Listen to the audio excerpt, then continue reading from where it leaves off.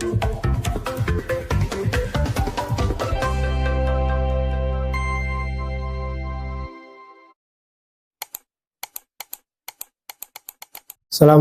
warahmatullahi wabarakatuh. Bismillah, alhamdulillah, wassalatu wassalamu ala rasulillah Sayyidina Muhammad ibn Abdullah wa ala alihi wa sahbihi wa mawalah. La hawla wa la quwata illa billah. Rabbi sahri sadri wa yasirli amri wahlul uqtatam min lisani yafqahu qawli ya fatahu ya alim. Amma ba'd.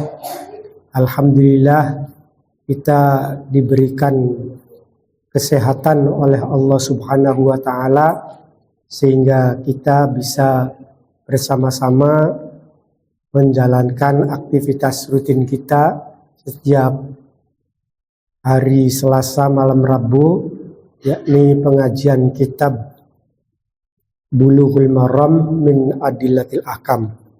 Kita berharap pengajian pada malam hari ini kita mendapatkan ilmu yang bermanfaat dan mendapatkan ridho dari Allah Subhanahu wa taala. Amin ya rabbal alamin. Bismillahirrahmanirrahim. Qala al-musannif rahimallahu wa nafa'na bi'ulumihi fid dharain. Amin ya rabbal alamin.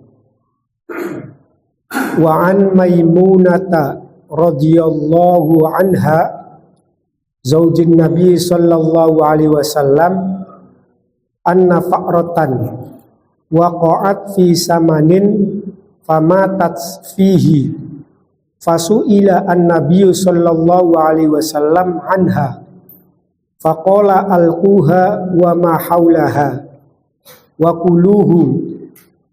Rawahu al-Bukhari wa zada Ahmad wan Nasa'i fi samanin jamidin.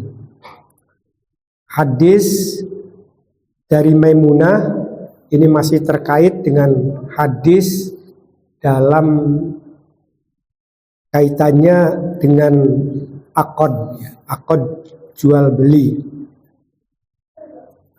atau masih terkait dengan bab muamalah.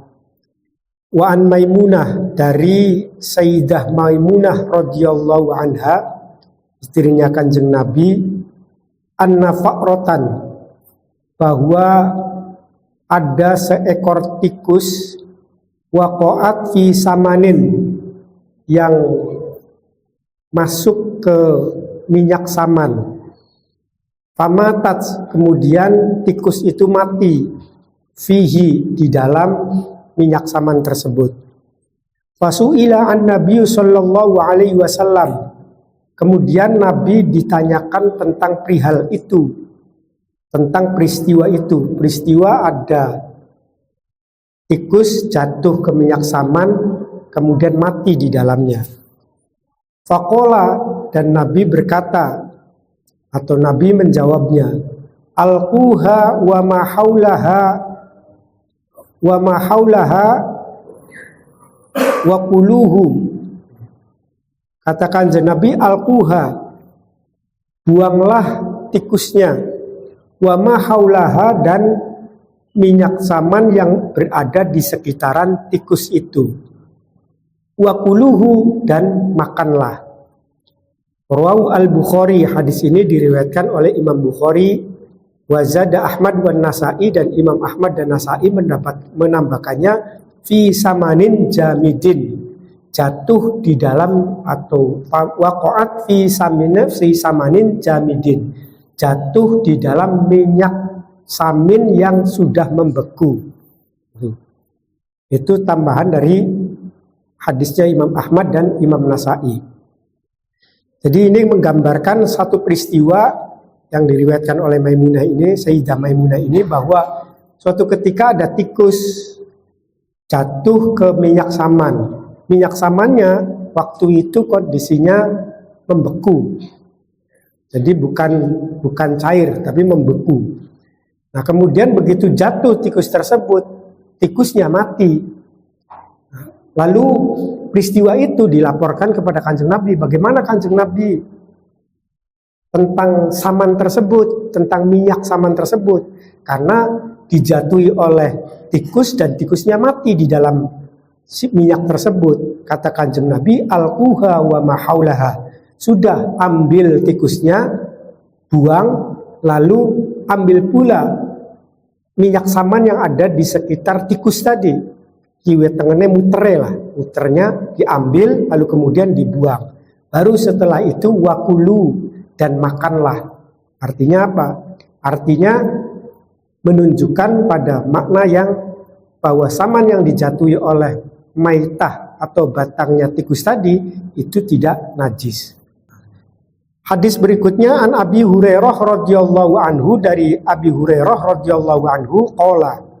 Abi Hurairah mengatakan qala Rasulullah sallallahu alaihi wasallam, Rasulullah bersabda, idza waqa'at al-fa'ratu, apabila tikus jatuh fi samanin, di minyak saman, fa in kana jamidan, kata Kanjeng Nabi. Ini lebih ditafsil, lebih diperinci lagi omongannya Kanjeng Nabi.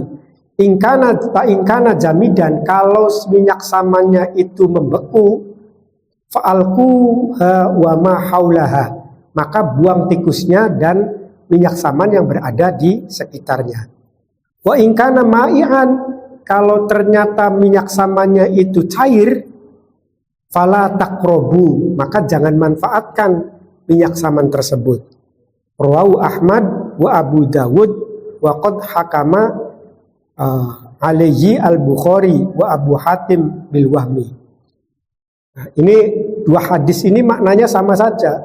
Kalau tadi makna dalam satu pandangan saja atau satu makna yang lebih sempit, yang agak butuh penafsiran, sementara hadis yang kedua lebih jelas lagi, lebih terperinci, yakni hadis yang dari Abi Hurairah tersebut. Kenapa? Karena dikatakan dalam hadis tersebut ada tafsilannya, ada perinciannya.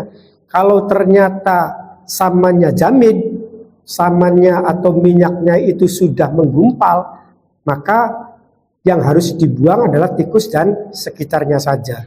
Tapi kalau misalnya cair, maka semuanya itu dibuang, artinya tidak bisa dimanfaatkan lagi.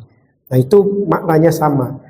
Kalau membeku tidak semuanya najis, kalau mencair semuanya menjadi najis. Itu terkait dengan babut toharo, bab tentang masalah suci. Nah, lalu dimasukkan ke dalam bab baik, bab muamalah. Ini kaitannya apa? Hubungannya apa antara hadis ini dengan muamalah? Ini para ulama menjadikan dalil ini sebagai sesuatu di mana al-mabi' atau barang yang mau dijual itu syaratnya harus tohir, harus suci. Maka ketika saman tadi ma'i, saman tadi minyak tadi cair, berarti semuanya najis.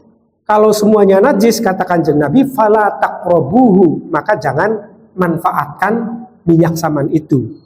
Oleh karenanya tidak bisa dijual. Karena apa? Karena barangnya sudah najis.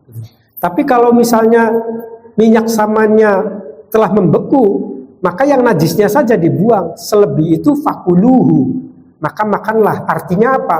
Artinya bisa dimanfaatkan untuk makan atau dimanfaatkan untuk dijadikan sebagai komoditas barang jualan. Hadis ini dalam konteks bab muamalah itu dijadikan sebagai dalil oleh para ulama bahwa syaratnya mabe, syaratnya barang yang dijual itu harus merupakan barang yang suci dan barang yang bisa dimanfaatkan. Itu kaitannya dengan hadis ini. Lalu hadis selanjutnya, wan Abi Zubair radhiyallahu anhu qala sa'altu Jabiran an samanis sanuri wal kalbi faqala zajara an-nabiy sallallahu alaihi wasallam an dzalik. Rawahu Muslim wan Nasa'i wa zada illa kalbu saidin. Dari Abi Zubair radhiyallahu anhu, dia mengatakan sa'altu Jabiron, saya pernah bertanya kepada sahabat Jabir tentang apa? An samalis sanur, tentang uang hasil perolehan dagang kucing. wal kalbi, dan hasil atau uang hasil menjual anjing. Faqala, kemudian Jabir mengatakan, zajaro an nabiyu, bahwa kanjeng Nabi, kata Zubair, zajaro an dalik, melarang tentang hal itu. Jadi suatu ketika Abi Zubair tanya kepada Jabir, bagaimana menurut sampean, hai Jabir, tentang masalah hukumnya uang hasil jual kucing dan hasil jual anjing? Jari Jabir, Rasulullah melarang itu, melarang uang hasil jual kucing dan uang hasil jualan anjing. Kalau dari hadis ini dagang kucing doli ya, nggak boleh. Itu kalau dari hadis ini menarik. Tapi dalam pandangan fikih, jumhurul ulama, kebanyakan atau mayoritas ulama itu memperbolehkan menjual jual beli kucing. Jual beli kucing itu menurut kebanyakan para ulama diperbolehkan. Tapi dalam hadis ini, zajaro an nabiyyu an fi dzalik an dzalik, kanjeng Nabi melarang itu. Kanjeng Nabi boleh memanfaatkan uang hasil jualan kucing. Sementara para ulama fikih berpendapat bahwa ngedol-dolan kucing, ngedol kucing itu hukumnya boleh. Ini kan kalau dengan hadis ini kan bertantangan itu pendapat jumhurul ulama. Kalau madhabnya Imam Hambali itu sepakat bahwa ngedol kucing doli, kalau ngedol anjing itu tidak diperbolehkan. Itu madhabnya Imam Hambali. Dalilnya apa? Ya dalilnya dari hadis ini. Karena cara membacanya itu tekstual. Jadi teksnya bunyinya zajaro. Apalagi kata-katanya itu menggunakan kata-kata zajaro. Zajaro itu melarang, mencegah, bahkan mengingatkan dengan keras. Itu maknanya zajaro. Jadi kanjeng Nabi mengingatkan secara keras tidak diperbolehkan untuk menjual kucing dan tidak boleh menjual anjing. Nah, oleh madhab Hambali itu dimaknai sebagai sesuatu atau dimaknai bahwa kita tidak diperbolehkan jual beli kucing dan jual beli anjing. Tidak bolehnya itu apakah bimaknal haram, apa bimaknal makruh. Nah ini tergantung ulamanya, ulama madhab Hambali. Ada yang mengatakan haram, ada yang mengatakan makruh. Dol-dolan kucing itu hukumnya makruh menurut sebagian ulama Hambali. Sebagian ulama Hambali lainnya itu menyatakan haram. Apa dalilnya? Dalilnya dari hadis ini. Tapi madhab yang lain, madhab Syafi'i, madhab Abu Hanifah, madhab Maliki itu menghukumi boleh jual beli kucing dan jual beli anjing. Apalagi di sini tambahkan ada kata wazada illa kalbu soidin, kecuali anjing yang dijadikan sebagai alat untuk berburu. Ulama Syafi'iyah, ulama Hanafiyah, ulama Malikiyah itu menafsir atau menganalisis terhadap hadis ini, itu maksudnya adalah bisanya tidak diperbolehkan itu terkait dengan kucing yang tidak ada manfaatnya. Kucing itu menurut madhab Syafi'i, madhab Maliki, madhab Hambali, dan juga madhab Maliki itu semuanya menyimpulkan sebagai hayawan yang tohir, hayawan yang suci. Syaratnya syaratnya barang yang harus dijual itu harus suci, seperti tadi hadis tadi. Nah, sekarang kucing yang suci itu kenapa nggak diperbolehkan untuk dijual belikan? Menurut madhab Maliki itu boleh. Sebab apa? Sebab kucing itu kondisinya adalah hayawan yang suci. Kalau kita ingat hadis-hadis yang sebelumnya, hadis di bab Toharo itu kan ada mengatakan anna Rasulullah sallallahu alaihi wasallam qala fil hirrati annaha laisat binajasin innama hiya minat tawafin. Nah, hadisnya begitu. Kemarin ya, hadis-hadis yang terkait di bab Toharo kalau masih ingat. Itu bahwa Rasulullah Shallallahu Alaihi Wasallam mengatakan bahwa al-hirroh laisat binajasin. Kucing itu bukan hayawan yang najis.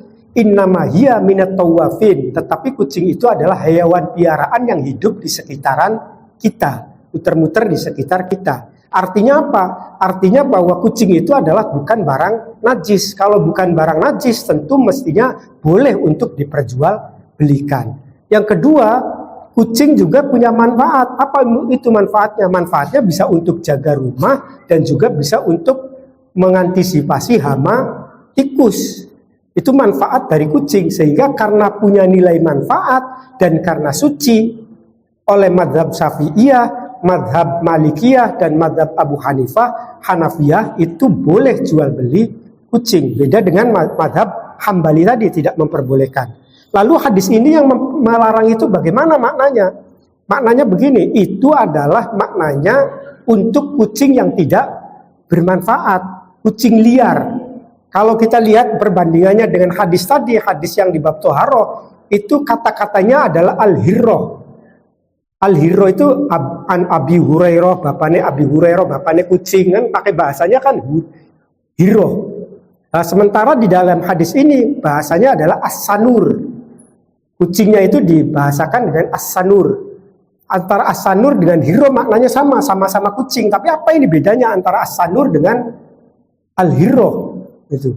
Kalau as-sanur itu maknanya adalah kucing liar, kucing yang susah untuk dikendalikan, dan kucing ini lebih banyak madorotnya ketimbang dengan manfaatnya. Kucing belantara lah, atau kucing hutan, mungkin yang tidak bisa dimanfaatkan sama sekali. Itu yang tidak diperbolehkan menurut madhab Syafi'i, madhab Hanafi, dan madhab Maliki. Itu yang diperbolehkan. Yang tidak diperbolehkan oleh hadis ini itu adalah kucing yang begitu. Itu menurut sebagian ulama Hanafiyah. Tapi ada sebagian ulama Syafi'iyah, Hanafiyah, Malikiyah berpendapat bahwa hadis ini adalah hadis yang dimansuh. Hadis yang dimansuh itu hadis apa? Hadis yang sudah dicoret, sudah tidak bisa dimanfaatkan lagi, sudah tidak difungsikan lagi. Itu hadisnya sudah tidak berlaku. Hadis ini. Kenapa? Karena setelah Kanjeng Nabi wafat, para sahabat dan para tabi'in itu melakukan jual beli kucing. Itu dalilnya ini. Sehingga hadis tadi, omongan Zajaro Andalik itu, bahwa melarang untuk menjual kucing, itu sudah dimansuh, artinya sudah dihapus, sudah dibatalkan. Itu menurut sebagian para ulama. Jadi memang panjang kalau cari hukum fikih, itu panjang. Tidak hanya sekedar maca hadis lalu kemudian menyimpulkan ini.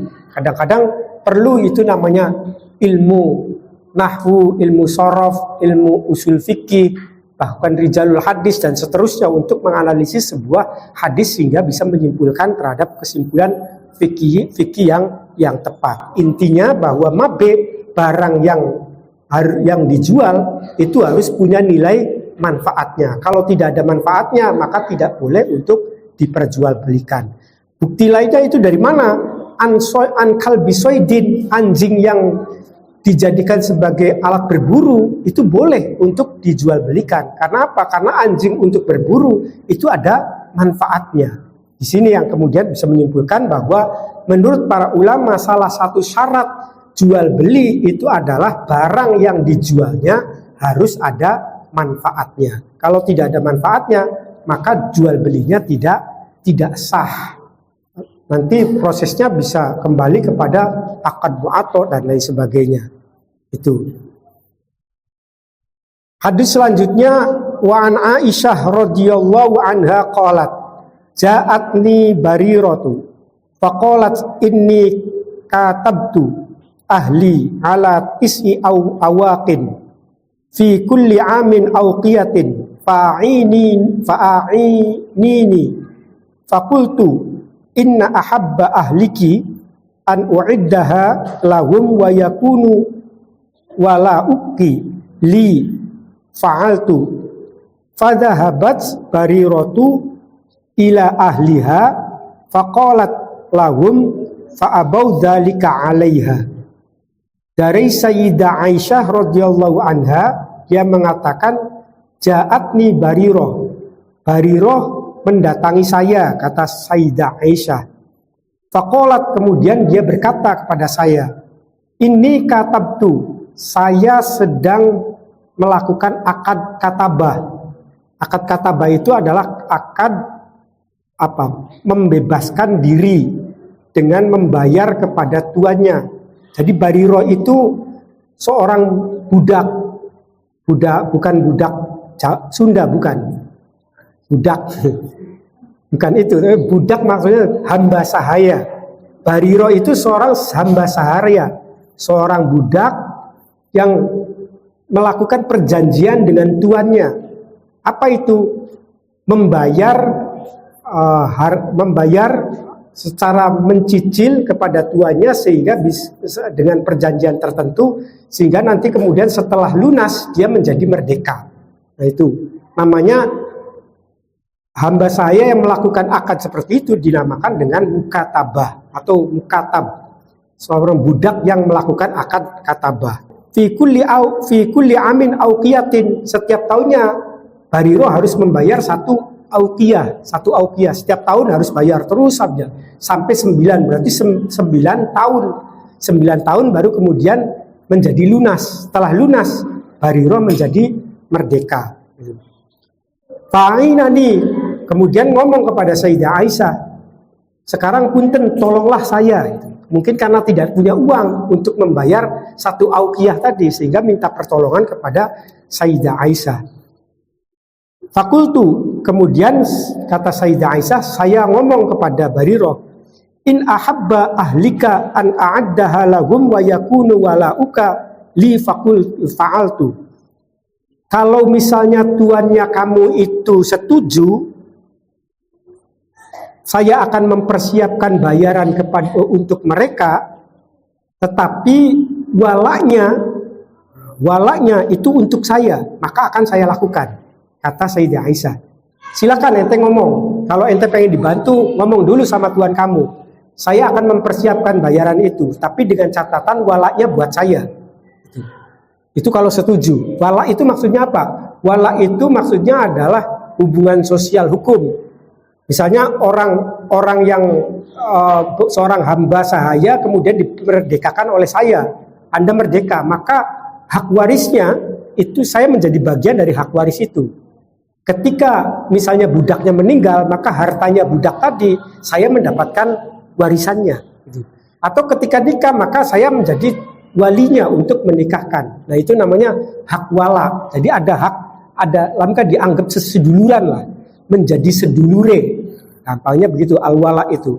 Nah, kata Sayyidah Aisyah, silakan ngomong sama tuan kamu, saya akan siapkan bayarannya, tapi dengan catatan nanti soal walanya, soal persaudaraannya harus saya miliki, harus saya kuasai.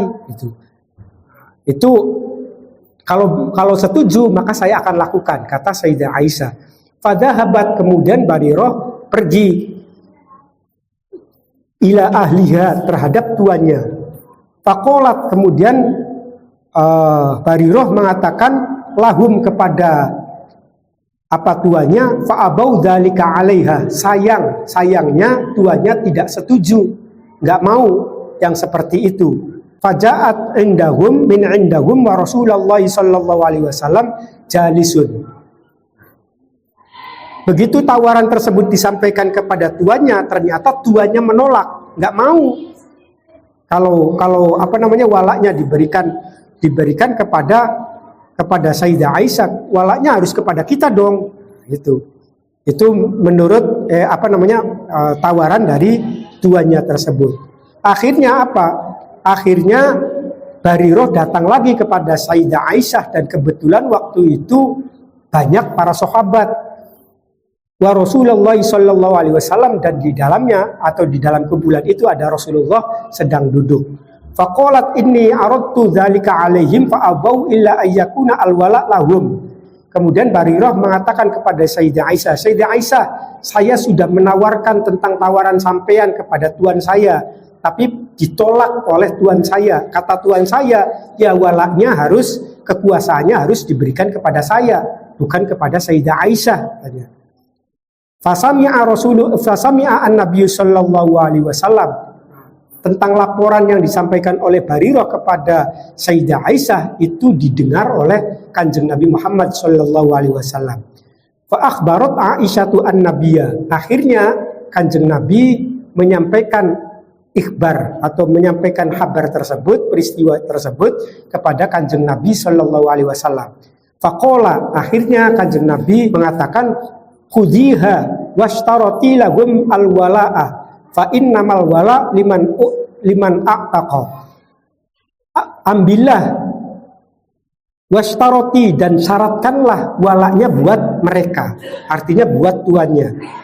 Fa innamal wala liman a'taqa, sesungguhnya wala itu untuk orang yang memerdekakan budak hamba sahaya. Jadi haknya wala itu adalah hak bagi orang yang memerdekakan. Kalau tidak memerdekakan, ya tidak bisa untuk memiliki walaknya, tidak memiliki haknya.